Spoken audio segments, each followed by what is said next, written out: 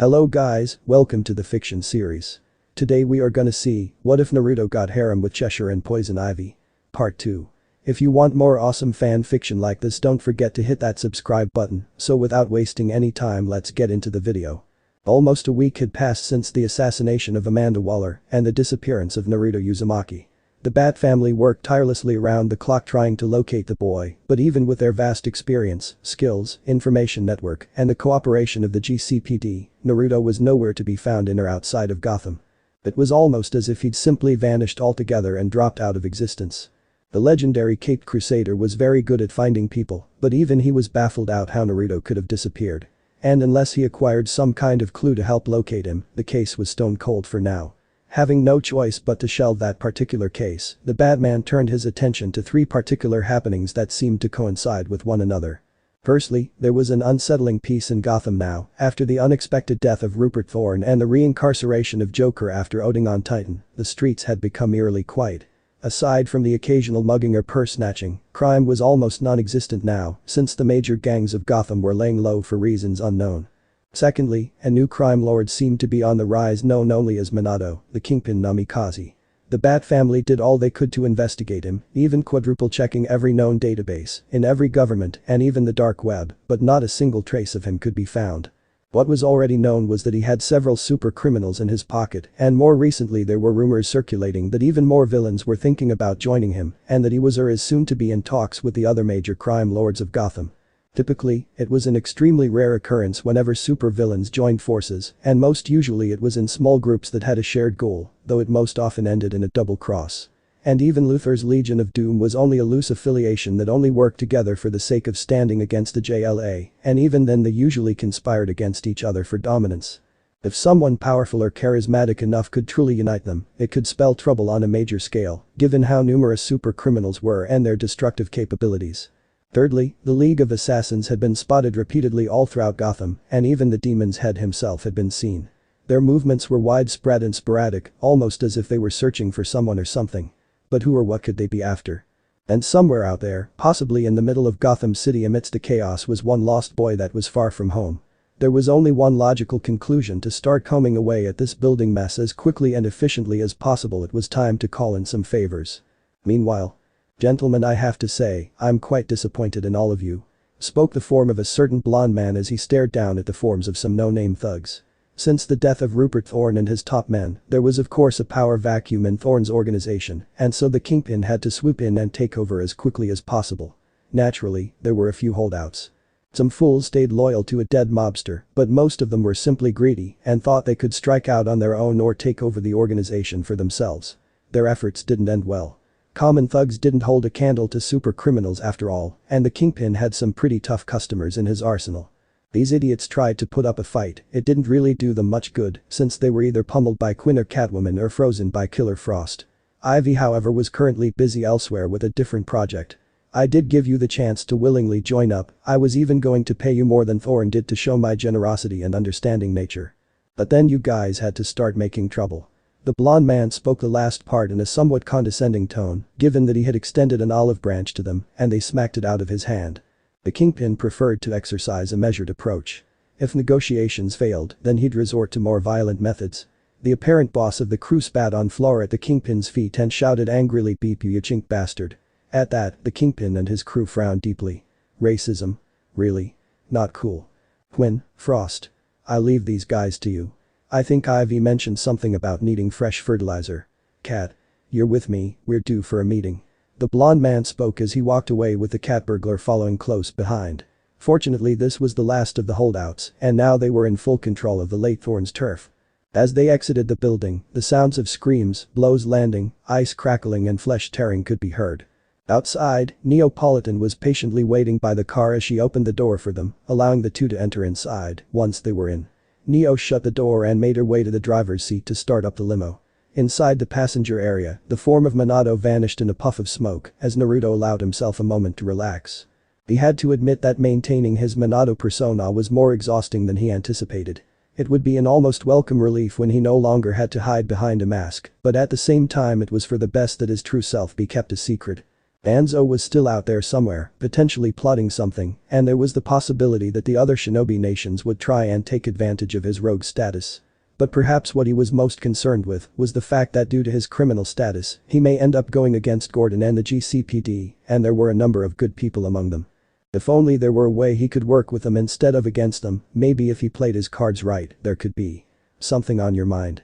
Selena asked him as she crossed one leg over the other, a sly smile on her face. The only response the whiskered teen gave was a shrug of his shoulders. Nervous?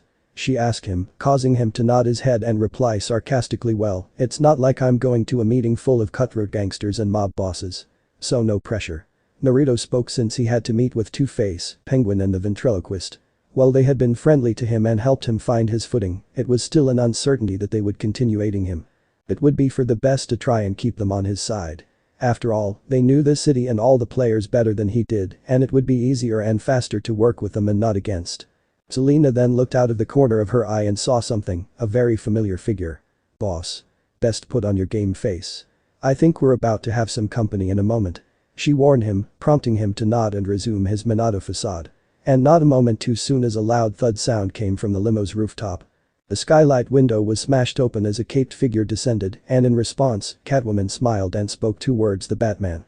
The Kingpin stiffened in his seat a bit, now finding himself face to face with the famed vigilante that numerous criminals feared and in some cases held a grudging respect for. The legendary caped crusader himself. From the driver's seat, Neo lowered the partition and looked towards the blonde man with a scowl. Don't worry about it, Neo. Just keep driving. He instructed her, largely because he didn't want to raise a fuss and he didn't want her to risk getting hurt if the Batman's reputation for broken bones and cracked skulls was anything to go by. The Kingpin cleared his throat and then asked calmly, something I can do for you, Batman? Instead of answering him, the vigilante turned toward Selena with his usual scowl, his eyes seeming to narrow a bit as he spoke. It's not like you to align yourself with mob bosses, Selena. True.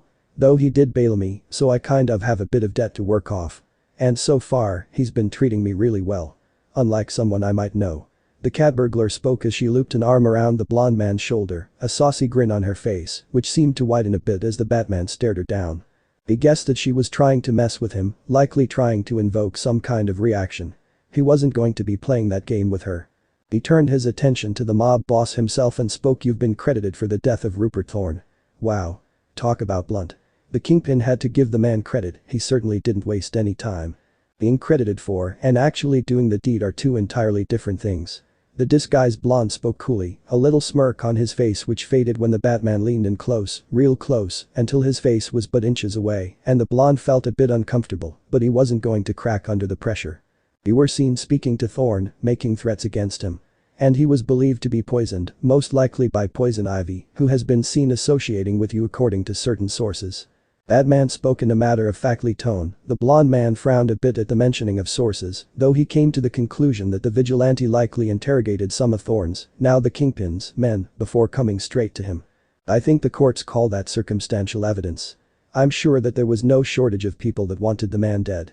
The Kingpin answered with a shrug as the vigilante continued staring him down.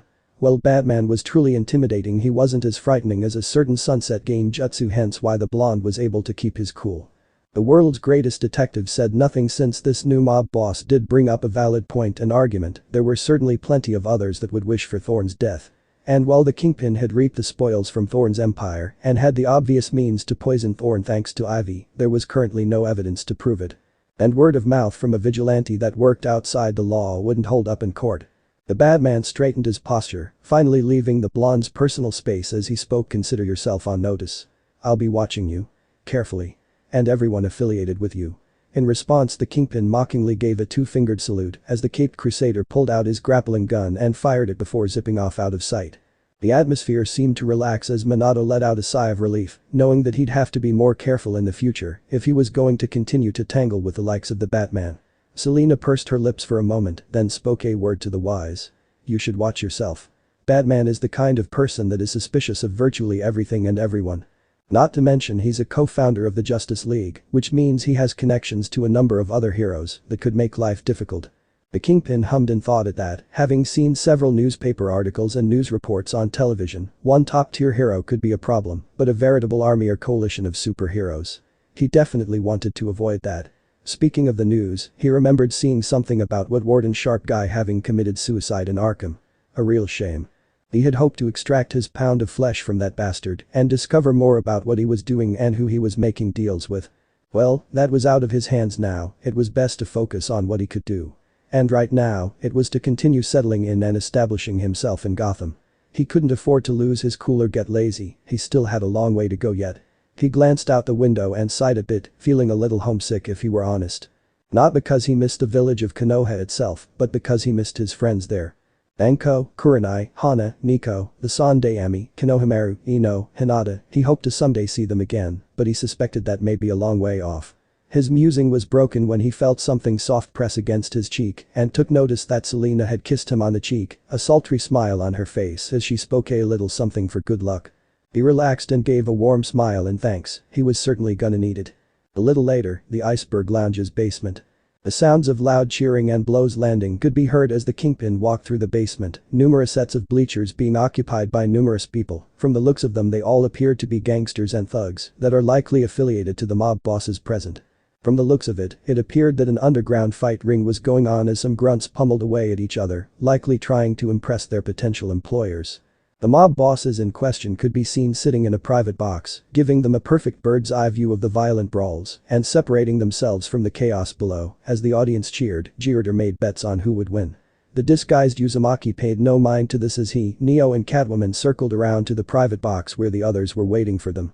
Ah, the Kingpin finally arrives. Fashionably late it would seem. The Penguin greeted in a jovial tone as he sipped some champagne with both Two-Face and Peyton doing the same, the latter not having her other half Scarface present, thank Kami. The Jinchuriki smiled as he replied sorry about that, had to finish up with the last of the holdouts, and I had a brief run-in with your famed Batman. The three mob bosses tensed up at the mentioning of their longtime foe as they stared at the blonde, and judging from his currently undamaged appearance, it seemed he had been spared a beating from the Batman. It was quite shocking to be honest. Surprising. You don't look like you had the stuffing beaten out of you. Two-Face muttered as he rolled his trademark coin across his knuckles. You got me there. I think he was trying to spook me, make me slip up and say something incriminating. Maybe he was also sizing me up. Can't say for sure. But I can tell he's not the kind of person you want to mess with. The disguised mob boss as he took his seat next to the ventriloquist who poured him a glass of champagne and gave him a flirtatious wink as well. Count yourself lucky that you're not in a full body cast then. Harvey spoke in a half-joking and half-serious voice, earning some chuckles from the others as Minato took a sip of his drink. The Penguin then tipped his top hat and asked all that aside old bean, now that you have finished claiming the late Thorn's turf and your Amanda Waller is no longer chazzing you, what happens next? The others all looked at the young mobster in quiet anticipation since that had been the number one question on their minds and were very much eager to see his reaction. Minato dropped his disguise for the moment and relaxed into his seat as he pondered for a moment on what he wanted to say, or more likely how he was going to say it. He then asked no one in particular, how long have you been in the criminal enterprise? How long have you been a mob boss? The other bosses exchanged glances at one another as both Selena and Neo stood off to the side, listening in quiet interest.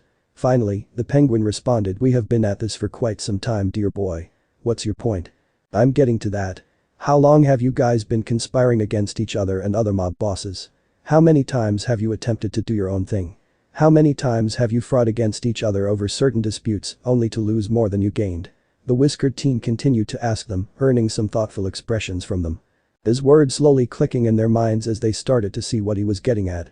Sure, they sometimes worked together through alliances of convenience or mutual benefit, but more often than not, they were often trying to outdo or outplay one another to try and climb ever higher. And most often it didn't work out due to their own erroneous judgment or through the intervention of the legendary Bat family. Am I figuring it's only a matter of time until we're inevitably at each other's throats for some reason or another. But instead of being constant rivals we can be partners. All working together towards a common goal. Naruto spoke with a large grin, his words earning some chuckles from the other bosses. You really think it's that easy boy? We just start getting all buddy-buddy and everything's all sugar and rainbows. Harvey asked in a slightly sarcastic tone as he casually flipped his coin. Why can't it be? On your own, I think you guys have reached your limits, but if we pool our strengths and resources together the sky's the limit. You all have your own gangs, your own territories and whatnot. Instead of fighting over scraps, we can be something greater, stronger, better. The young boy spoke, earning the attention of the other bosses. He made it all sound so simple, and yet for some reason, they couldn't help but hang on to his every word and find that they actually believed it. For many years they had fought and competed with one another through gang wars and shady dealings, and when they weren't fighting or plotting against each other, they were trying to kill the Batman, only to be foiled at every turn. But if they worked together they could indeed be something more. Harvey stared down at his coin in an open palm, almost as though he were debating with himself and his other half. The Penguin gained a thoughtful expression as he stroked his chin, finding the idea to be rather intriguing. And finally Peyton glanced over towards the corner where a duffel bag waited, which contained Scarface. The bag was slightly zipped open, revealing one of the eyes, the puppet that seemed to be angrily staring at her, almost daring her to do something stupid. "Well, you've been unusually successful so far, and I'm interested in seeing how this goes. So for the time being, we'll play along and make a judgment call based on the results." Both Harvey and Two-Face spoke in turn, coming to a rare consensus as they pocketed the coin, with the Penguin and Ventriloquist nodding in agreement, since that seemed fair. "The fact that you're considering it is a good sign. Now here's what I'm thinking, with the Warden of Arkham dead there's a major power vacuum now, and there's also the fact that elections are coming up as shown by the damn political advertisements that keep appearing everywhere." The young blonde mentioned since he hated those kinds of advertisements that showed up on the TV. "If somehow or other we can gain control of Arkham and the mayor's office, well that can give us a lot of leeway, now wouldn't it?" Naruto asked with a grin. After all, if they controlled the prison and mayor's office, it would be much easier to secure releases for certain inmates, loosen regulations, and who knows what else that may be able to do. An intriguing prospect to be certain. "I myself have attempted to get elected as mayor, but it ultimately failed," the Penguin admitted as he took a sip of his beverage. Were it not for the fact that he was a known criminal, he likely would have tried again, albeit more carefully. But our young friend here is new blood. The Kingpin hasn't been arrested for any crimes as of yet, and if he is careful he might just be able to squeak through. Harvey spoke, a little smile on his face since he knew the law inside and out, and he was quite familiar with election campaigns, due to his time as the former DA. Naruto's persona as the Kingpin was quite intriguing. He was young, mysterious, handsome, all good qualities. Now he just needed a clever or slightly embellished backstory, some charity work and whatnot, and he could very well become the youngest mayor in Gotham. Not that everyone would know his actual age, of course. It could still work. Right, we have to think bigger. We can't let any past or current grievances get in our way. From today on, we shall be an alliance, we shall be comrades in arms. We are no longer just 4 mob bosses with 4 gangs and 4 territories. We are a council now. Working together, we shall attain greater heights than we ever would alone. Naruto spoke with a large grin, his voice sounding certain and charismatic. "Council, huh? And who's the top boss of the council? You big boy?" Peyton asked with a sultry wink, earning a small chuckle from the whiskered teen. "But the 4 of us, right now. There is no top boss. But if and when we recruit more to our inner circle, we can hold an election or something. For now, consensus or majority rules when it comes to big decision making. You can still do your own stuff if you want or need to, but double-crossing isn't allowed, nor can you endanger the interests of anyone that are part of our organization or council. We can't afford to turn on each other for any reason, and that means no trying to kill each other, no blackmailing, and no selling out." "Agreed?" Naruto asked as he crossed his arms, earning nods of consent from the other bosses. "To the Kingpin." Cobblepot shouted in his agreement as he raised a glass to their young associate, with both Two-Face and Peyton doing the same as they too shouted to the Kingpin. With that said and their toast done, they were now officially an alliance. Their moment was interrupted by the sounds of even louder cheering and loud painful screams echoed from the fighting arena outside. Naruto donned his Minato form again and looked out the window with his associates to see what all the commotion was about. In the center of the ring was a woman with chalky white skin, black hair, red eyes, and black markings around her eyes that made her appear like a punk rocker or a certain heavy metal band. She was standing over a number of other grunts who were now sporting twisted limbs, or their heads were cracked open like shattered watermelons. "My, she's quite the bruiser," the Penguin noted, recognizing some of the men who were dead or injured, and he knew for sure that those guys weren't pushovers in fisticuffs. The woman in question angrily growled and beat her chest, letting out a loud roar as she shouted, "Who else wants some?" One person crept up behind her, a crowbar in hand as he took a swing at her, only for the weapon to bounce off her head harmlessly as the man stumbled back. With a growl, the white-skinned woman quickly turned to face him and swung with a powerful right hook. The blow connected with the man's jaw, causing a sickening crack sound, and then his lower jaw was almost instantly torn off. He lifelessly fell to the floor like a puppet with its strings cut as the woman spat on his body. Feigning a look of interest, the kingpin descended from the private box of his allies and approached the woman with his hands in his pockets, his movement slow and deliberate so that she wouldn't perceive him as a threat or mistake him for a potential combatant, since he had a feeling it would be a very bad idea to throw fists with this lady. Seeing him approach, the brute of a woman crossed her arms and asked, "The hell do you want, fancy man? You wanna go around? Didn't end too well for these guys. And if you're one of those kinds of guys that think you can pay for my body, I'll beeping rip off your beep and shove it up your ass." The kingpin couldn't help but chuckle a bit, the threat reminding him of his dear friend Anko if someone ever tried getting into her pants. A threat of castration was usually enough to scare off any potential creeps. "Actually, I believe that I want to hire you. I'm in need of people with certain talents, and you're obviously very good at cracking open skulls. You interested?" "Sure," was the white-skinned woman's reply as she scratched her rear end, her quick reply catching the kingpin off guard since he was expecting more negotiations to be involved. That was an awfully fast response. "What can I say? I'm not picky, if the cash is good and I get to beat up people, it's cool. And if it doesn't work out, I can go back to underground fights and stuff. And you're the first person not to crack some kind of heavy metal joke straight out of the gates. Name's Imara Rojas, but I go by Crush. What am I supposed to call you? And if you say something like call me daddy, I'll rip off your balls and make you chew on them. Slowly. Like a cow chewing cud. Get me?" The crimson-eyed woman spoke with a scowl. The more this woman talked, the more Naruto liked her. She was tough, fierce, and she wasn't exactly modest. In a lot of ways, she did indeed remind him of Anko. "You can call me whatever you want, I'm not big on being all formal if it's not necessary. But in public, I'm Minato Namikaze, and currently in the criminal underground, I'm known as the Kingpin." He replied with a sincere smile, earning a small grin from Crush. "Cool. You seem like you might be an okay boss. Crush spoke as she scratched her nose a bit, earning a small nod from the blonde. "I try my best to do right by my people and color me curious, but what's with a," he tried to ask at the end, only to be cut off by the thuggish woman. The rocker jet up. "Well, it sure as shit isn't makeup. The white skin and black markings. Completely natural. Red eyes too, so no contacts. And if you ask me if my beep hand or asshole is white or black, I'll take a syringe and start shooting ghost pepper sauce down your pisser. Got it?" she asked, her constant threats of castration earning some snorts from the blonde as he found it rather humorous. "You find that funny?" she asked him with slight annoyance, though she had to admit it wasn't often that someone wasn't intimidated by her threats, especially since she was more than capable of backing them up.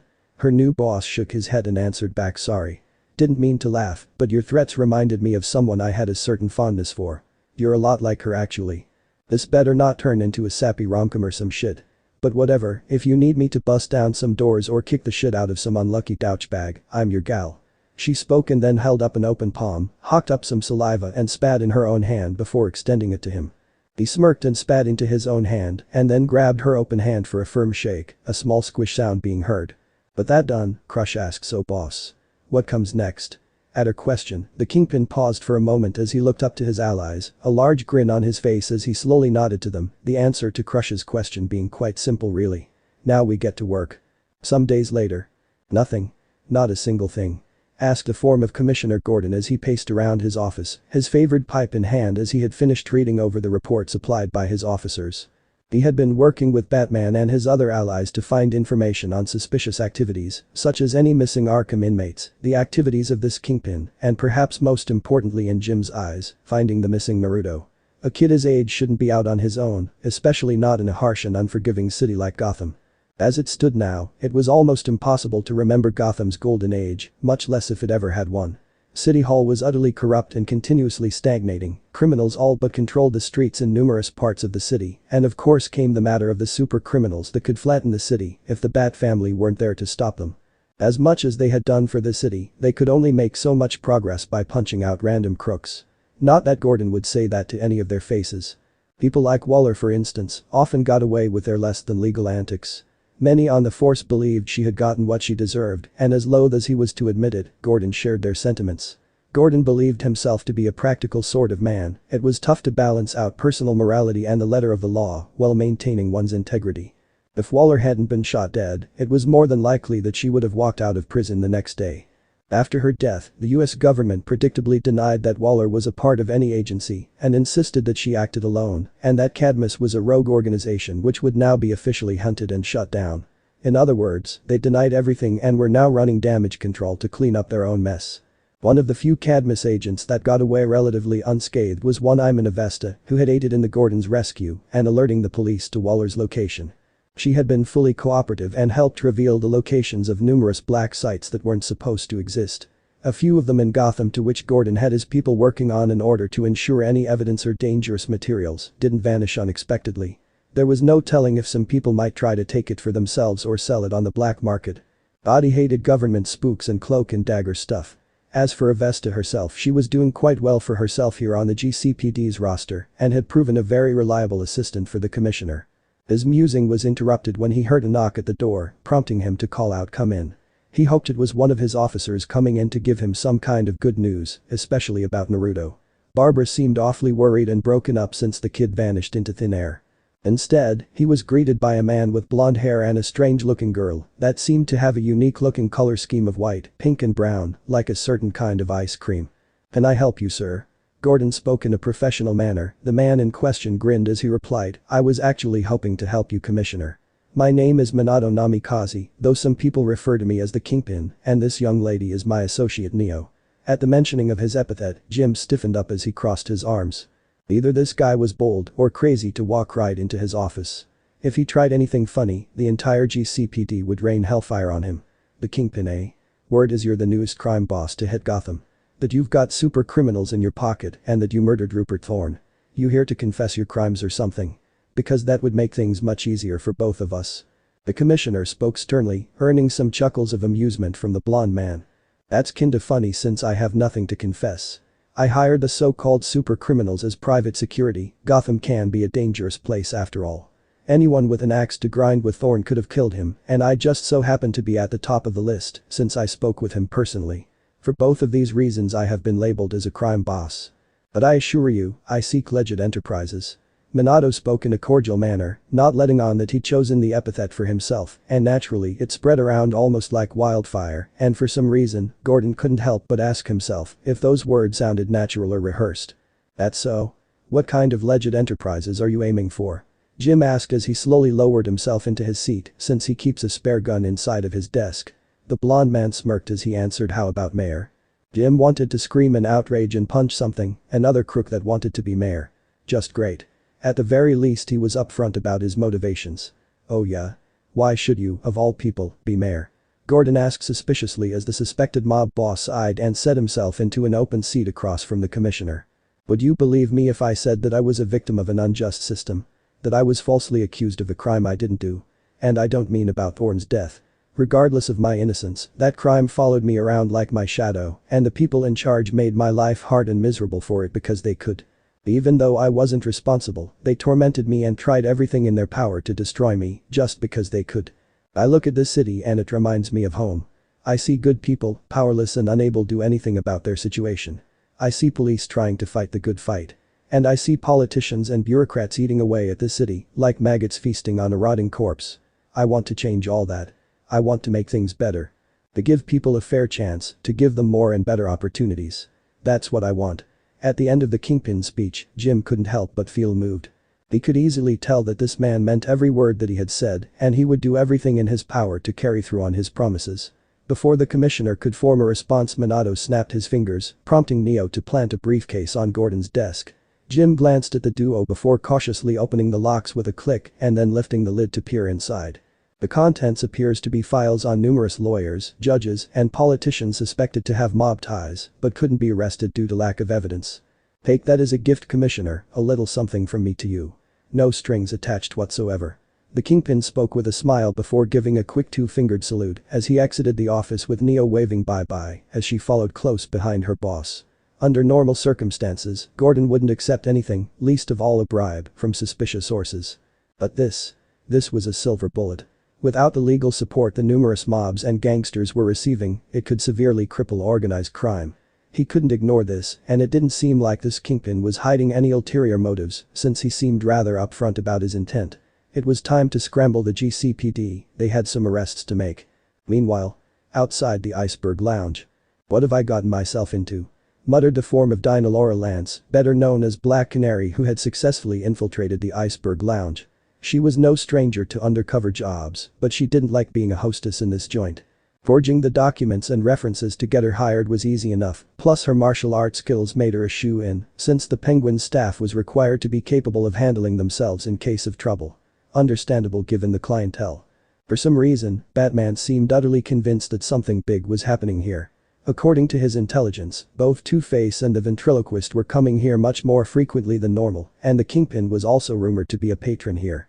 And admittedly, his hunch was proven correct, since Dinah frequently overheard the other waitresses gossiping about the man, most often about how handsome he looked, and hoped they could give him a full core service. The things they whispered to each other would make even the most seasoned prostitutes blush red. For now though, she had to suck it up and monitor the situation. As soon as she found anything important or incriminating, she was going to bail. "Oi! How about another round here?" shouted the form of one Harley Quinn, for crying out loud. This was her sixth drink. Just how much could she take? Dinah had to suppress a grimace as she put on her poker face and replied, "Be with you in a minute, sweetheart," before going to get another bottle of booze for the bimbo clown.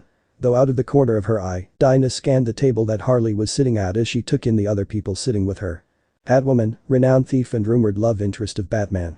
Poison Ivy, a plant-obsessed metahuman that could freely manipulate plant life.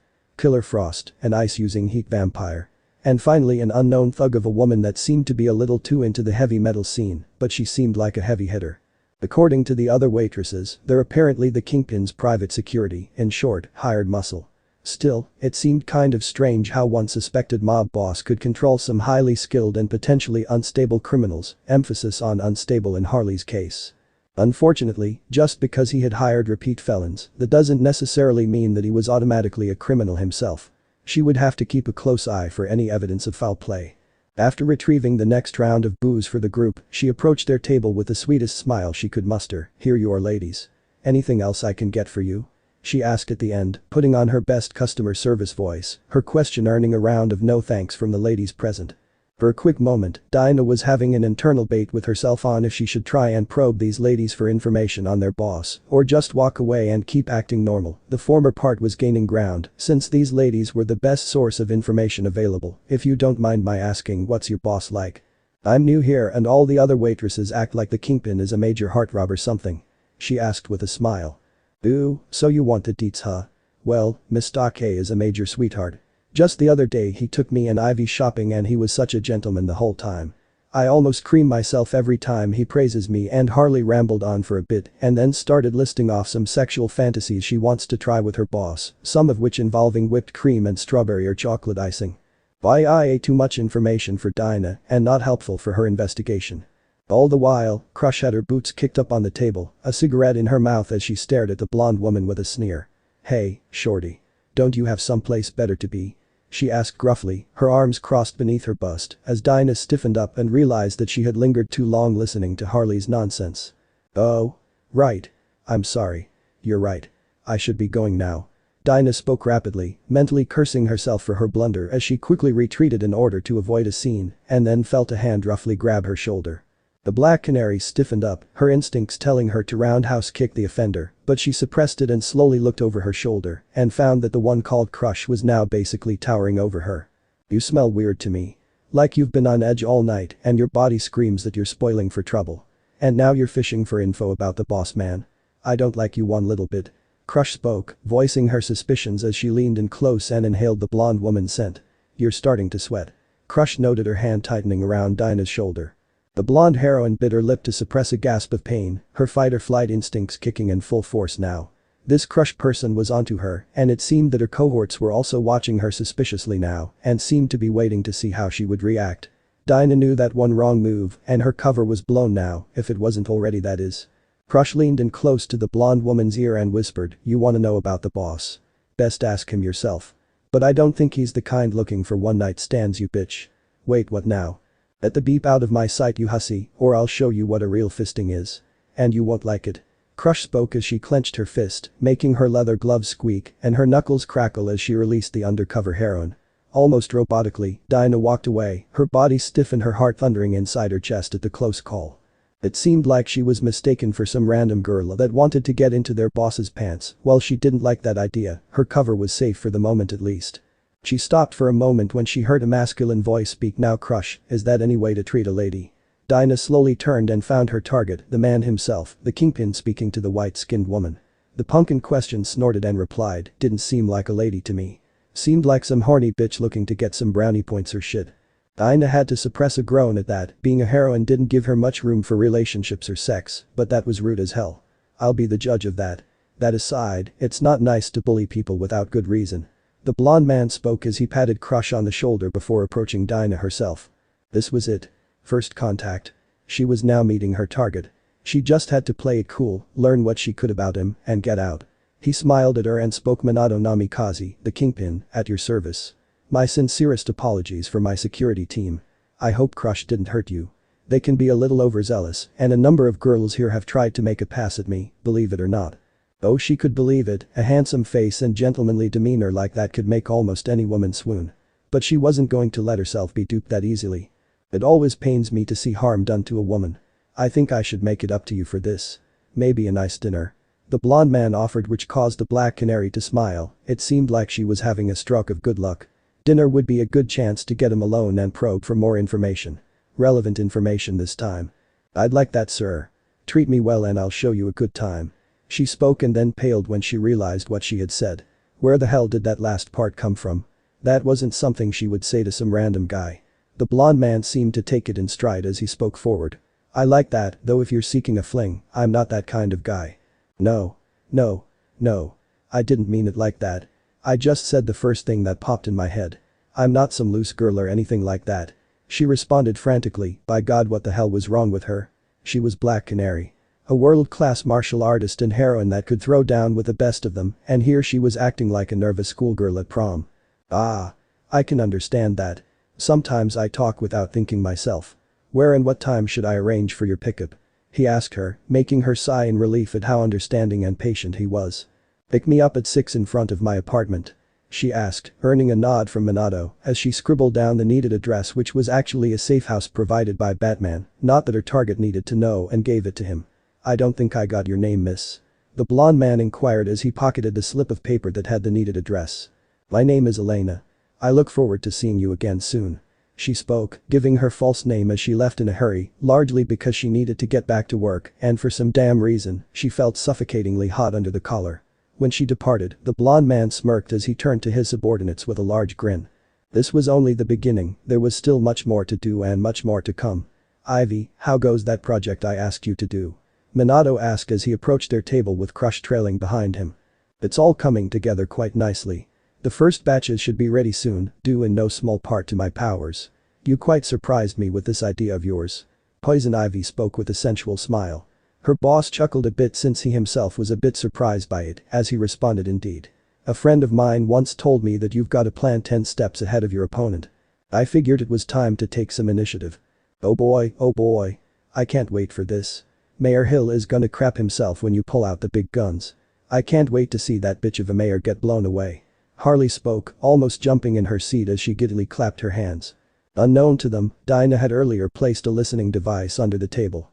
It was pretty easy given how many times she had to go to and from that particular table. And everything they were saying was being fed directly to both the Bat computer and Oracle's clock tower. Needless to say, the next few days might be the most important in the history of Gotham City. Within a certain clock tower, Barbara Gordon could be seen staring at a large computer screen that seemed filled to the brim with lines of code, security feeds, online news articles, social media feeds and more. Barbara sighed as she turned away from the screens for a moment and rubbed her eyes, which appeared to be bloodshot with dark circles beneath them, signaling a lack of sleep. After being kidnapped by Waller and her agency and Naruto going missing, she decided to skip school for a while, claiming that she needed to recuperate from the experience.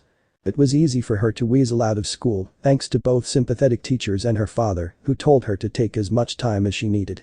An offer she was going to abuse to the fullest to focus on her work as Oracle. In fact, she had been working even later than usual to take full advantage of her extra time. So far, she had caught numerous glimpses of the League of Assassins prowling around Gotham, almost as if they were searching for their mark, and it seemed like the entirety of the League was present as well, evidenced by the Demon's Head himself spearheading the search. Robin almost had a go at some of the League's assassins, but they ignored him and retreated, suggesting that they weren't looking for any confrontation for the time being at least. Oracle suggested to Batman that it would likely be a good idea to approach Talia and ask her directly what was going on. An idea he seemed to be considering for now, but it seemed that old Bruce was preoccupied with other things as well. Try as he might, he couldn't do everything himself, and some days Barber worried that he may crack under the pressure Bruce put on himself. Thank God he brought in some other heroes to help, like Black Canary. For some reason, Bruce seemed heavily focused on this new Kingpin that seemed to be making waves in Gotham. She suspected it was because that the Kingpin was something new, an unknown variable in the Batman's equation. For years he had fought against numerous super criminals from street level to near godly actual god, you name it. He studied their strengths, their weaknesses, their profiles, literally everything that could be used to forge a contingency plan against them.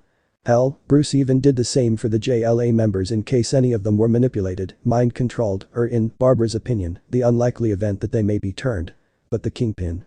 There was nothing on him. No arrest records, no tax or birth records, nothing at all. No matches on facial, retinal, fingerprints, footprints, or any other means of identification. Not a single hit in the entire world. They had checked and quadruple checked in every database in the world with a fine-tooth comb and nothing. The man was a ghost. It was almost as if he just willed himself to exist and then stepped out of thin air. All that aside, her main focus was finding Naruto. But even that was coming up empty since he hadn't shown his face since he vanished. She had even expanded her horizons and searched beyond and outside of Gotham, but still nothing. Damn it.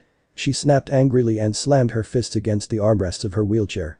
So much information at her fingertips that was but a few keystrokes away, and none of it could help her find one little boy that was an innocent victim of the court system. She felt useless and powerless.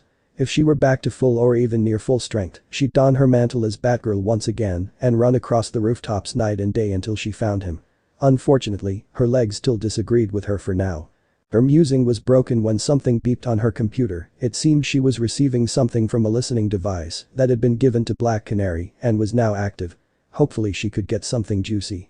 For a while it was just idle chatter or repeated requests for drinks. Sometimes she could hear Black Canary's voice every so often. Canary then got a little bold and asked about the Kingpin and then heard some things from a voice that could only belong to Harley Quinn. Things that she couldn't unhear, the kinds of things that made her face feel scorching hot and a certain pressure to build inside her nose that she tried to hold back.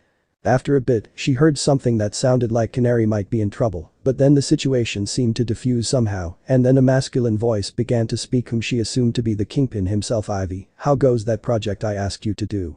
He asked, earning Oracle's interest. A project? With Poison Ivy involved. It's all coming together quite nicely. The first batches should be ready soon, due in no small part to my powers. You quite surprised me with this idea of yours. Spoke the voice of Ivy, who seemed to be quite proud of herself. The first batches. It sounded like this Kingpin had Ivy making something for him, undoubtedly plant-based given Ivy's abilities, and that often spelled trouble, since her plants could very well eat people. Some unlucky inmates in Arkham found that out the hard way during the Joker's riot. Indeed. A friend of mine once told me that you've got to plant 10 steps ahead of your opponent. I figured it was time to take some initiative. Spoke the masculine voice again. Opponent. Initiative. Was the Kingpin potentially referring to a gang war or something else entirely? Oh boy. I can't wait for this. Mayor Hill is gonna crap himself when you pull out the big guns. I can't wait to see that bitch of a mayor get blown away. Squealed the voice of Harley in a bubbly and excited manner. Wait, Mayor Hill. Big guns. Blown away. What the hell was going on? What did the Kingpin have against the mayor? This was extremely fishy to say the least. Barbara silently prayed that perhaps she was taking this conversation out of context, however there was only one thing she could do, she had to pass this along to Batman and see if this threat was real or not. After ensuring the audio feed was saved in her logs for future use, she cut off the live feed and sent a message to the Batman. Kingpin is planning something. Might be targeting the mayor. Sending audio files now. She typed out, and after a few more keystrokes, she sent the needed data to the Caped Crusader himself. Now, all she could do was wait and see what the Batman himself could dig up. In the meantime, she would continue her search for Naruto, and she would find him, she would keep him safe and take him home, and would ensure that no one would ever hurt him again, least of all by those who abused and manipulated the law or disregarded entirely like Waller did. The next morning, Gotham Park. Mayor Hill sat on a park bench, reading the morning newspaper to keep in the loop on current events. Elections were coming up soon, and it was only a matter of time before someone decided that they'd challenge him, but Hill always won each and every time, and he was sure to win again this year. The loss of his secret ally Rupert Thorne was a tremendous loss, but he was certain that a new arrangement could be made with another crime boss, such as Falcone or Maroni. Two old-school mobsters that were still feared and respected to this day, and weren't psychotic like Black Mask, Two-Face, or the ventriloquist. Speaking of famous crime bosses, it seemed a new name kept cropping up. The Kingpin. Quite the name, it almost seemed to command respect the moment you uttered it. Rumors upon rumors circulated, but no one could prove anything or separate fact from fiction. All that was known about him was that he had spoken to Thorn sometime before he died and that he had the backing of super criminals. Nothing else was really known. Bill took a sip of coffee from a thermos and nearly did a spit take upon seeing an article that described the GCPD conducting raids on numerous judges, legal representatives and politicians after an anonymous source provided hard evidence of their mob ties. If that were the case, how long would it be before the police came for him? Nah. If they were going to, they would have already done so. Bill's connection to Thorn was the mob boss's most closely guarded secret after all. Mayor over the hill. Spoke a masculine voice as a blonde man sat on the other end of the bench, a strange-looking woman with pink hair who was wearing a bowler hat standing next to him as she held her umbrella over his head, giving him some shade from the sun. Bill didn't bother hiding his annoyance at the nickname, something the people had started calling him during his longtime reign as Gotham's mayor. "And who might you be?" the mayor asked in a gruff manner, wondering why this man was bothering him. The blonde man in question smirked and replied, "Minato Namikaze is my name. The papers refer to me as the Kingpin." Heck of a name, don't you think? Bill stiffened in his seat, scooching away a bit in fear as he glanced over his shoulder towards his nearby bodyguards, only to find that they were all on the ground beneath a tree and one Poison Ivy was standing over them, her eyes peering from behind a set of sunglasses before she readjusted them and gave a small wave. "Seems your guards are sleeping on the job. Pretty lazy of them. You're probably gonna have to fire them when they wake up from their nap." Minato spoke mockingly, which made the mayor swallow a lump in his throat. He was alone now. "You do anything to me, the GCPD will hunt you down." Hill bluffed, his voice wavering a bit as he tried to sound threatening, but his pale face and trembling body suggested otherwise, as the Kingpin gave a snarky grin. "I think Gordon and the cops are a bit preoccupied at the moment. Anyways, you can stop pissing yourself. I'm not gonna do anything to you. We're just two men having a nice conversation on a nice day. What's there to be worried about?" the blonde man asked casually, making the mayor realize he was right. If he was planning to harm him, he would have done so. Though it probably would have been in a less public setting. Too many potential witnesses in a park after all. "Alright. What is it you want exactly?" "I'm a busy man." the aging mayor asked as he loosened his tie. Even though he wasn't in any immediate danger, he still felt much like a mouse being cornered by a serpent. One venomous bite and it'd be over. Minato snorted a bit as he spoke. "You don't seem that busy to me. And I just want to talk, nothing more. I checked in on you, did some research and all that. You've been mayor of Gotham for a long time. So long that people have a difficult time remembering when you weren't mayor. And for all that time, you don't seem to have done anything substantial or worthwhile. The GCPD is understaffed and underfunded, violent crime is commonplace, healthcare is dwindling steadily, Arkham is slowly eroding away with doctors that care more about getting famous by curing certain infamous inmates instead of giving care and rehabilitating inmates that can be potentially saved, and well, the list goes on. It seems you're not very good at your job, Mr. Mayor. And yet, for all of your failings, you have remained as mayor all the same. That leads me to suspect that all of the elections to date have been rigged in your favor, likely through the criminal element. In short, you're in bed with organized crime." Once the Kingpin had finished speaking, the mayor gave a nervous chuckle as he spoke. "That is a nice story, but can you prove that to be fact?" In response to his question, Minato's eye became icy cold and sharp as a flint, a strange smile slowly stretching across his face that made Hill feel a pit form in his stomach and his breath to hitch inside of his throat. After a long pause, the blonde man finally answered with a simple no. Which caused Mayor Hill to feel a strong sense of relief wash over him as he sighed happily at that. Minato then smiled all the wider as he said, "Thanks for your time, Mr. Mayor. I look forward to running against you in the elections." "Wait, come again? You can't be serious. You? For mayor? The people of Gotham will never accept a crook as their mayor." The aging mayor spoke with a chortle, but was silenced when the blonde man wagged a lone finger from side to side. "Indeed they won't. Your days are numbered, Hill. Enjoy that posh office while it's still yours." The blonde man spoke as he got up from his seat, his ever-present bodyguard tipping her hat to the mayor and then following close behind her boss, keeping her umbrella over his head as they walked towards a nearby limo where Poison Ivy was now waiting, leaving behind a nervous and perplexed mayor behind. Both the Kingpin and Ivy entered the passenger area of the limo with Neo heading to the driver's seat. After a few moments, the engine started and the limo slowly drove away. Off to the side, a short distance away from Mayor Hill, a woman with dark skin had been observing and listening to the exchange. "Seems that Batman's hunch was on the money." The Kingpin did approach the mayor. Vixen spoke to herself as she quietly left the park area to report everything that she had seen and heard. all the while muttering a silent thanks to her amulet for giving her enhanced hearing to listen in. It didn't seem like the Kingpin was intending physical harm against Mayor Hill, he was aiming to take his position. It wasn't the first time someone of the criminal element had attempted to take a position of power and authority, pretending to be some champion of the people or whatnot. The Penguin had once famously attempted this trick, but it fell flat upon his exposure as a criminal. But the Kingpin? Nothing has been proven yet, which still gives him an advantage. For the moment, they would have to continue investigating. On another note, if he was running for mayor, she could take an opportunity to try and get closer to him by using her connections in the fashion world, an endorsement or something to plant herself closer and giving herself a chance to see if she could sniff out anything. She would tail him for a while to see if he did anything suspicious before reporting in. Best to be thorough after all. Meanwhile, with the Kingpin. Hami almighty. That guy was a wimp. Spoke the form of Naruto as he dropped his henge for the time being, with the form of Poison Ivy giggling a bit. Even at a distance it seemed like Mayor Hill was ready to lose control of his bowels as he and the Kingpin conversed. While she could have given the mayor's guards a little smooch and watched them writhe and suffocate from her toxins, the boss didn't want to give the police or the mayor himself any reason to investigate him seriously. So she just threw a little sleep dust in their faces to let them sleep off their worries. Public image and all that. Indeed. Though I'm curious, why did you lie about not being able to expose him? You do have the evidence to put Hill behind bars, just like all those others you exposed to Gordon, after looking through Thorne's records. Ivy asked with a raised eyebrow, running a hand through her silky crimson locks. Naruto waved a lone finger and answered, I could have put him in jail.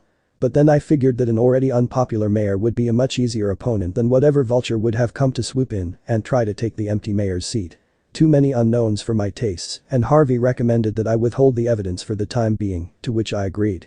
But if Hill tries anything funny, well, I have a veritable political atom bomb with his name on it. Naruto spoke, the metaphor having come to mind after having spent some time to study and better familiarize himself with world history and other subjects, to better blend in. The world was much bigger than the shinobi nations after all, and now he was part of the bigger world. Ivy gave a slow nod of understanding, knowing it would be a pleasure to see everything taken away from Mayor Hill. And her own project was the linchpin to both his downfall and her boss's rise to power. All the arrangements are being made now, both Penguin and the ventriloquist were in the middle of their preparations, while Two-Face was organizing the Kingpin's campaign. Everything was coming together now. So long as they kept their noses clean, not even the Batman could intervene with their plans. I'm curious, do you intend to bring the other families into the fold? Falcone? Maroni? Black Mask? She asked as she loosely laced her fingers under her chin, with the Uzumaki giving a small wink. I'll extend an invitation, whether or not they decide to join up is up to them. Naturally, if they refuse, I'm content to live and let live, but if they start something, I'll sure as hell finish it. He promised at the end. While he didn't believe in starting fights without just cause, that didn't mean he wasn't going to be prepared in the event once started. Ivy gave a sultry smile as they drove in comfortable silence as the limo began to enter the outskirts of Gotham. Instead of cold stone buildings and skyscrapers, grassy fields and trees became visible, which caused the green-skinned woman to gaze upon the lush landscape and wonder how long it would be until Gotham continued to expand and continue to snuff out the greenery. Speaking of which, she knew something that no one else did about the city, something she had never told anyone since she doubted that anyone would believe her. From what she understood, the very essence of evil seemed to permeate the soil that Gotham City was built upon. The plants that she attempted to raise and cultivate within Gotham whispered to her of an ancient and nameless evil. It was almost as if a sickness or a tumor existed in Gotham. Unseen but still there and causing the place to rot away. Not that she really cared since it wasn't her concern. Something on your mind, Ivy? Naruto asked her, causing her to shake her head and reply back, nothing important. She then smirked a bit when she noticed that the whiskered teen was checking the time, likely in anticipation for his upcoming date. Nervous? Don't be. If you can stare down the Batman, you can certainly handle a date. She spoke with a small giggle, though felt a mild bit of jealousy that she wasn't his date. She may need to rectify that later. While she wasn't usually into the younger ones, Naruto was something else. A rare breed of a human being. He even promised to find rare and endangered plants and flowers for her to cultivate and restore in her own private plant sanctuary as a small thanks for her services. Something that no one had ever done for her before.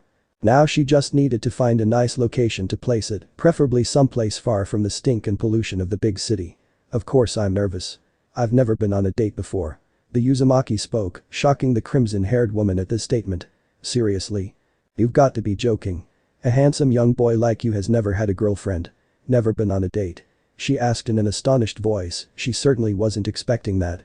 Plus he acted so charming and gentlemanly as well, what girl wouldn't want a kind-hearted and respectful young man like him? I've had friends that are girls. I have hung out with said friends that are girls. But an actual girlfriend and an official date? Nope. Never. Not a one. At one time there was a girl I liked, or thought I liked at least, but every time I asked her out, her first response was either to scream in my face or clock me on the head. He confessed as he nervously scratched a spot behind his ear with a frown. His words made Ivy frown a bit. If she ever found this girl that beat him well, it would involve lots of plant tentacles, and it would not be for pleasurable purposes. Largely because it reminded her of how the Joker treated Harley. Poor girl, though on the upside she hasn't once mentioned anything about her puddin' since their release. In fact she seems genuinely happy for some reason these days. But now she was digressing and then spoke to the Jinchuriki. I think you'll do fine. Just continue being your usual sweet and endearing self and she'll be all over you. Preferably not on that last part. She wasn't gonna let some random hussy paw over her young boss. Her words made him crack a smile since she showed genuine confidence in him. He supposed she was right, he had been exceptionally more successful with the fairer sex of late, but he couldn't help but wonder how much of that could be attributed to those pheromones he puts out. Still, it's not like he could control it and the ladies' minds were still their own. Thanks Ivy. You're a kind person. He spoke with a smile, causing her to blush a bit in embarrassment. I'm not kind. She murmured ruefully given her past crimes. Their conversation came to a close as the limo slowed down before coming to a full stop in front of an empty plot of land where a crew of contractors seemed to be putting down the foundation for a large mansion. After a moment, Neo opened the door for them, allowing the two passengers to exit the limo. Naruto donned his favorite henge, resuming his Minato persona and exited the vehicle while taking Ivy's hand and assisting her out like a gentleman. The Kingpin smiled as he and his companions walked towards the construction area where the foreman appeared to be waiting for them, expecting their arrival. Since the Kingpin would be taking permanent residence in Gotham, he may as well have a home built for himself and his precious people. Someplace to kick his feet up and call home, away from the hustle and bustle of the city. Someplace private with clean air, open skies and no noisy or nosy neighbors. The land had been purchased just a short while ago, and most fortunately, this particular area didn't need to have any trees cut down and cleared away, much to Ivy's relief. Ah. Good day to you sir. My apologies, but do you prefer Mr. Kingpin or Mr. Namikaze? The foreman asked in a respectful tone, clearly not wanting to offend the man. He was told by Mr. Cobblepot to treat the Kingpin with the highest respect and the best services money could buy after all. I don't really care. Was the blond man's dismissive response as he breathed in the fresh air. The foreman simply nodded as he pulled out a ledger full of blueprints and designs for what would be Minato's home and offered it to the Kingpin while speaking. Very good Mr. Kingpin. We have plenty of designs for your home, just pick the one you like and we'll get to building it up. The blond man accepted the ledger and flipped through the pages. He ignored most of the Western designs and then smiled when he came to the section full of Eastern designs, which gave him a sense of nostalgia. A number of them reminding him of the clan compounds back in Konoha. Finally, he found one to his liking and pointed to it saying this is the one I want. The foreman glanced at the chosen blueprint and nodded his head as he spoke an excellent choice Mr. Kingin. That's a classy choice. If you want we can add in other things like an indoor pool and spa, home theater room and whatnot, whatever you like. Sure. Add those in, if I'm gonna live big, may as well have a home to match it. The blond man spoke as the foreman began to list off some other options to choose from and add to the soon-to-be-built home, starting off with security systems. Meanwhile, hidden a short distance away, Vixen was observing everything while camouflaged in order to avoid attention. Huh. Seems like he's having a home built.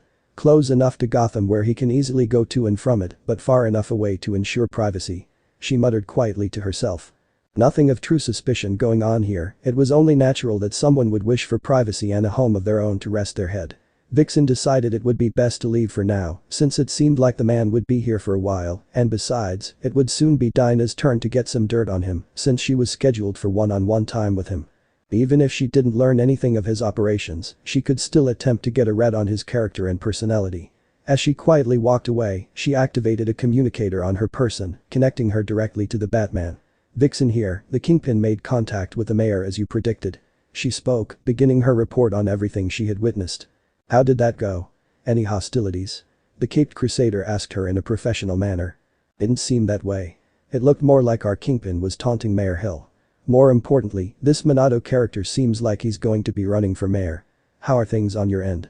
Have you investigated Thorne's former turf? She asked at the end, wondering if the Batman had made any progress thus far. The Dark Knight assumed that evidence of the Kingpin's own crimes might be found in Thorn's old territory, which the Kingpin quickly claimed for himself. Not good. Thorn's turf and fronts have been cleaned out and are being repurposed for reasons unknown. I questioned a few grunts, but they claimed ignorance, except that the Kingpin ceased and dismantled the sale and production of illegal drugs. Something about going legit. Batman replied as he thought over what little findings there was.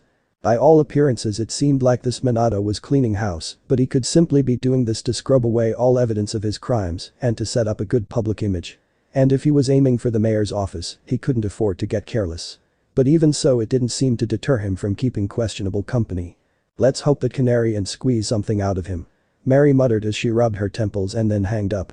It was all up to Dinah for now, because so far they were hitting a lot of dead ends. Later. Black Canary sighed to herself as she waited outside of her apartment, a small part of herself wishing that she was anywhere else in the world but here. She felt stiff and rigid, her blood churning inside of her as she felt a powerful desire to walk down a dark alleyway and start knocking the teeth out of any creeps that tried to jump her. God, she hated undercover work where she had to pretend to be something she wasn't. She much preferred a straight-up fistfight and beatdown over having to play and act out a role. Part of the job. Part of the job. She spoke to herself as if it were her mantra.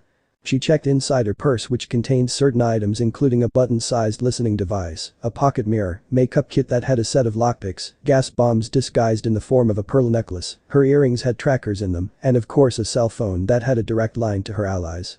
All provided by the Batman. And if anything went wrong, help was but a button push away.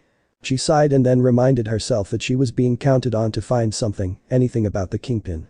Even the smallest detail could finally reveal the kinks and flaws in the walls he had built around himself. If they could find one, then they could finally start chipping away at him until he was exposed for the whole world to see. Her musing came to a close as a black limo rolled up and came to a stop in front of her. The driver's door opened as a young-looking woman with pink hair emerged who tipped her hat to the blonde woman and opened the door for her in the passenger area, gesturing for her to get in. Evening. Dinah greeted curtly as she approached the open door, her eyes carefully scanning the girl who seemed to have a rather unique fashion sense. Neo smirked and gave a playful wink. She says you look lovely in your dress. The blue complements your eyes. Spoke a masculine voice from inside the passenger area as Dinah ducked her head inside and found Minato casually sitting inside wearing a crimson dinner jacket.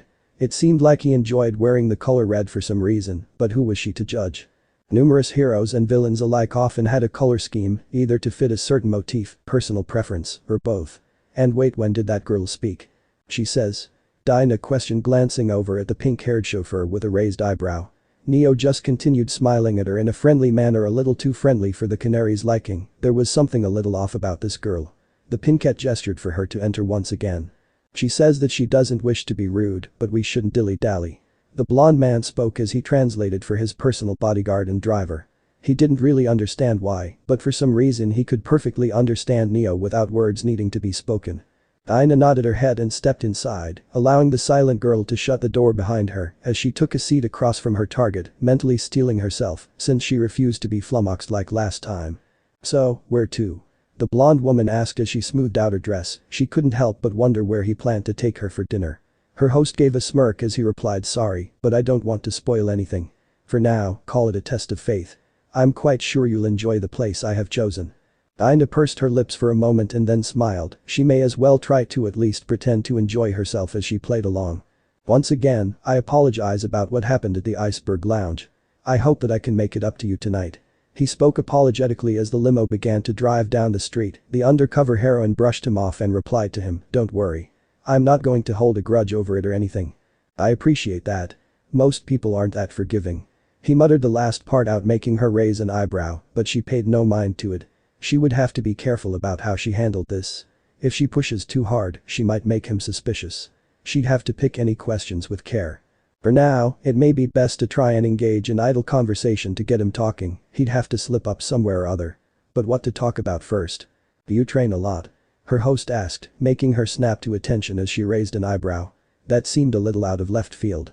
Pardon my asking, but I couldn't help but notice your hands. Seems like you've done a lot of training. The Kingpin spoke as he gestured to her hands, pointing out the calluses on her knuckles. Oh, yeah. I do. I learned boxing and self-defense techniques.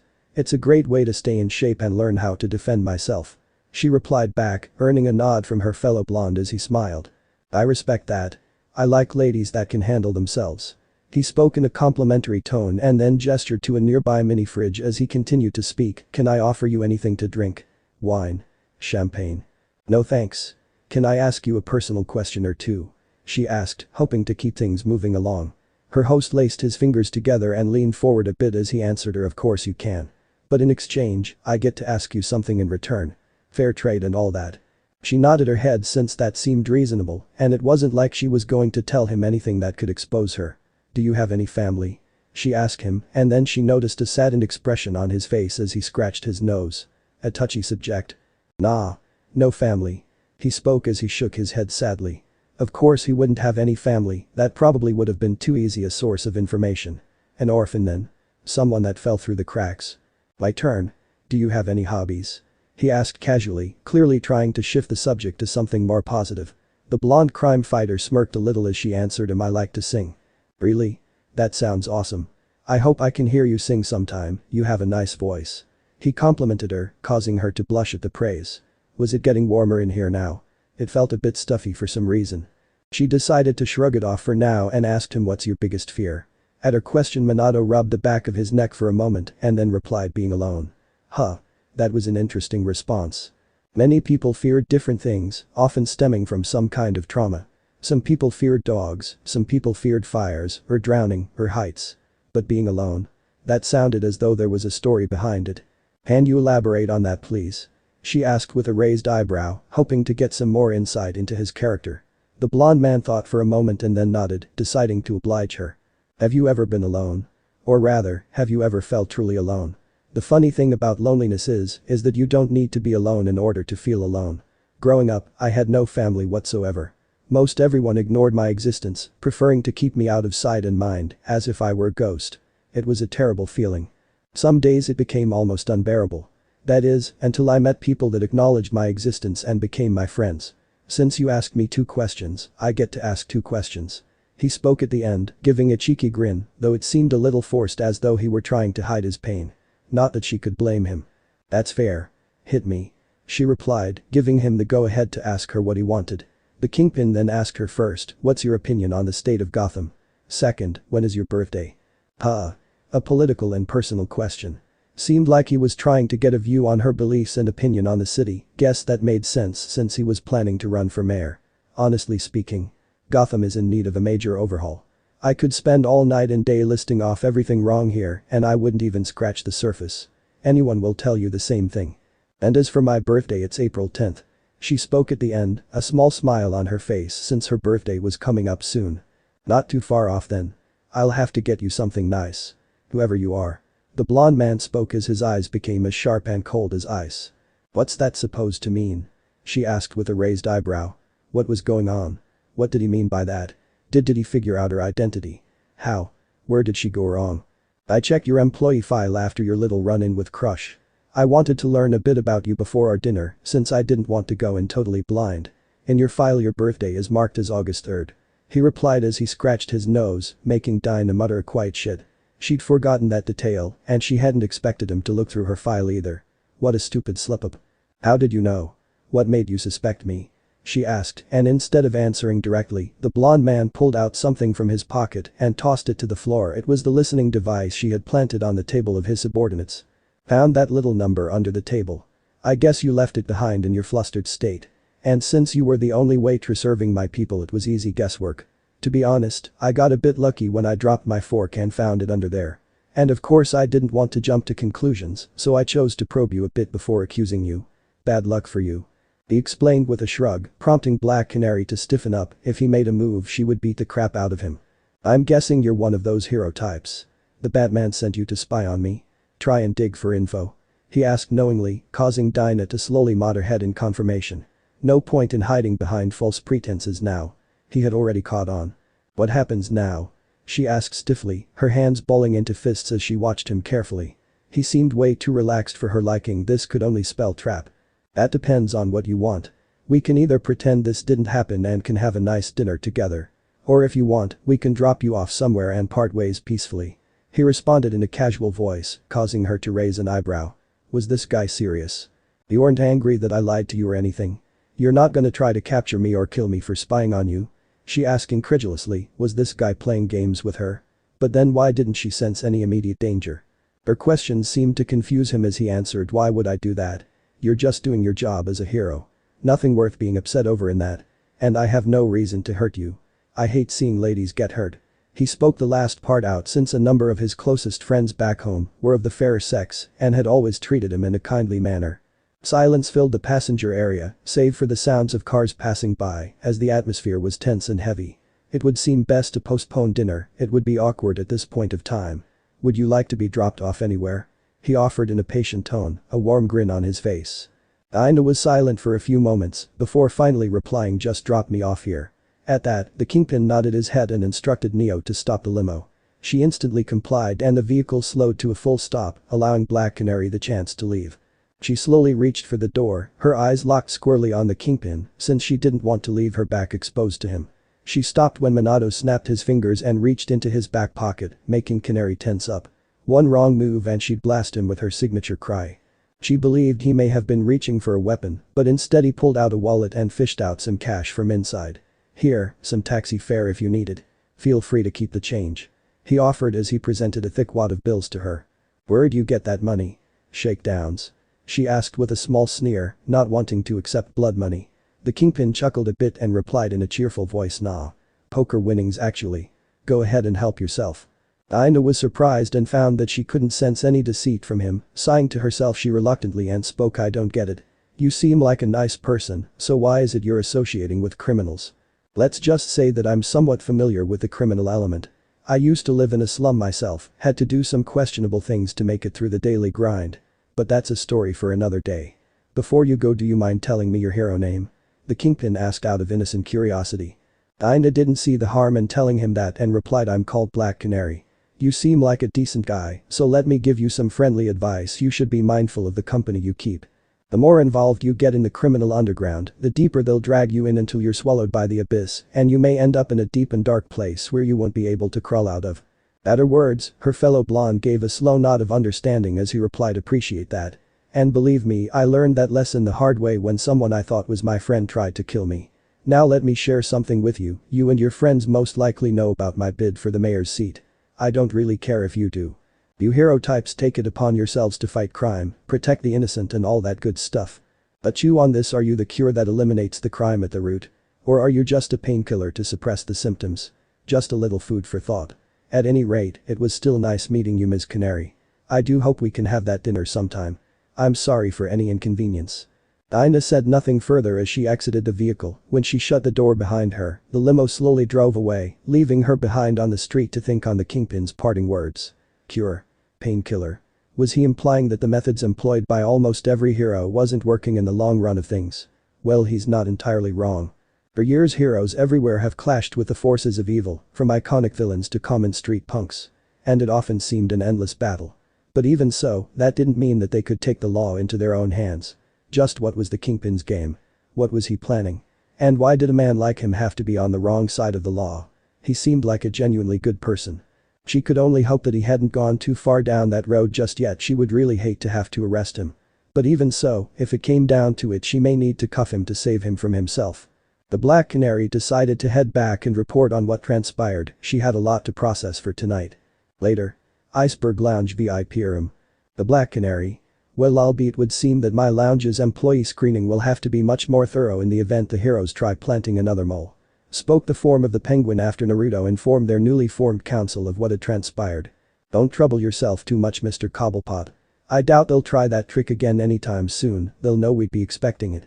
Naruto spoke as he leaned back in his seat as he practiced flipping around a butterfly knife, his words putting the penguin at ease as he nodded his head. Since that was true, nevertheless he'd still make sure to avoid making the same mistakes twice. February. Spineless worm. If it were me, I would have popped her off. Spoke the form of Scarface, who was sitting on Peyton's lap, the ventriloquist in question having a frown on her face since he had earlier said he'd behave himself. It seemed like he lied so he could be able to move about. Then let's all be grateful that I'm not as stupid as you are. Not every problem can be solved with a bullet. In fact, most often it can only create more problems. The heroes are looking for even the slightest excuse now to make a move on us. We just need to be patient. That aside, harming women puts a bad taste in my mouth. Naruto spoke as he glared at the Muppet. Stupid me, why I ought to, Scarface half shouted until Peyton yanked her hand free of his backside, letting the dummy slump forward lifeless. It was time for him to go on yet another timeout, a very long one. Maybe even permanent if he didn't mind his manners. The ventriloquist stuffed the dummy into a nearby duffel bag, much to everyone's gratitude, as Harvey decided to take this chance to speak. What's done is done and we're still in the green. Your campaign is all coming together and we'll be good to go by the end of the week. The former DA spoke, prompting the whiskered teen to give his thanks. Thanks, Harvey. So then, we're all in agreement with our current roles. I shall handle the political realm from the mayor's office upon my election. Harvey shall handle our legal and PR teams due to his experience as a former DA. Mr. Cobblepot shall handle our black market and underground connections and imports-exports. And Ms. Riley will handle the management of our business fronts with the exclusion of personal establishments, like Penguin's Iceberg Lounge. Are we agreed? The Jinchuriki asked, earning a series of nods from the newly formed council. Excellent. No objections then. Mr. Penguin, how goes that project that I asked you to take care of? The Uzumaki asked with a hint of anticipation, his question making the Penguin give off an almost sinister chuckle. All the paperwork is in order and everything will be ready on the morrow. Ms. Poison Ivy just needs to deliver on her end and everything will be right as rain. All that is needed is a name for your company. Oswald spoke, prompting the blonde to scratch his cheek for a moment. It didn't take long for him to decide on a name. Inari Pharmaceuticals. That'll do. And don't worry, Ivy is almost ready. It'll all come together shortly. Let me close this meeting by saying thank you all for your contributions and cooperation. Let's continue to keep our heads and avoid making any impromptu mistakes. As for the soon-to-come unveiling ceremony, I leave the preparation to you, Mr. Penguin. Naruto spoke, prompting Oswald to tip his hat in acknowledgement. With all of that said and done, the meeting was now adjourned. As they all left their seats, Peyton sent a flirty wink towards the young Uzumaki, to which he replied in kind and then mimed a kiss, causing the ventriloquist to giggle a bit in mouth tease. The Uzumaki then approached the form of Harley, who seemed to be doing some stretches. At the moment she was performing a handstand with her legs performing a split, giving an almost perfect view of her crotch. Hey Puddin'. All done with the jaw wagging? If you want, how about you take a nice long ride on your Harley? She asked, her face flushed red, possibly from both arousal and the blood rushing to her head, since she seemed to have been holding that pose for a while. Naruto smirked a bit as he answered, I might take you up on that soon. We've been busy for some time now.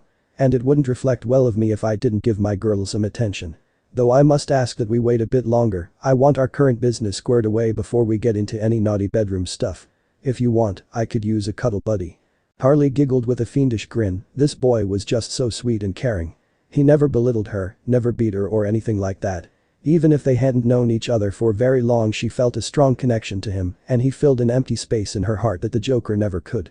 She wanted Naruto. To be needed by Naruto. To make Naruto happy. That was what she wanted. Puddin', you can do whatever you want to your Harley.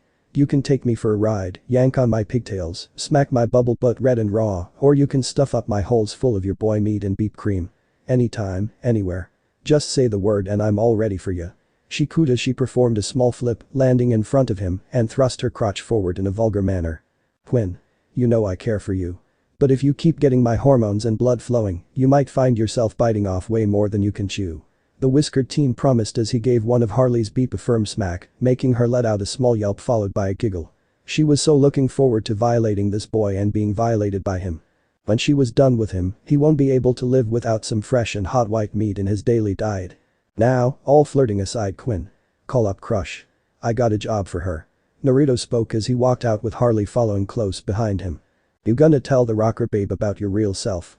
The pale-skinned clown girl asked with a raised eyebrow, prompting Naruto to hum in thought. Been thinking about it. I'll tell her soon, though I don't think she'd care either way. Anyways, be sure to behave and not cause unnecessary trouble. We still have a ways to go yet. Naruto spoke with a grin, with his Harley giggling almost sadistically. Knowing full well that the fun was only just beginning. So this part ends here. Alright, that's it for today's video guys. Let me know in the comments section how was the story and also don't forget to like, share and subscribe. I will meet you in another video, bye bye.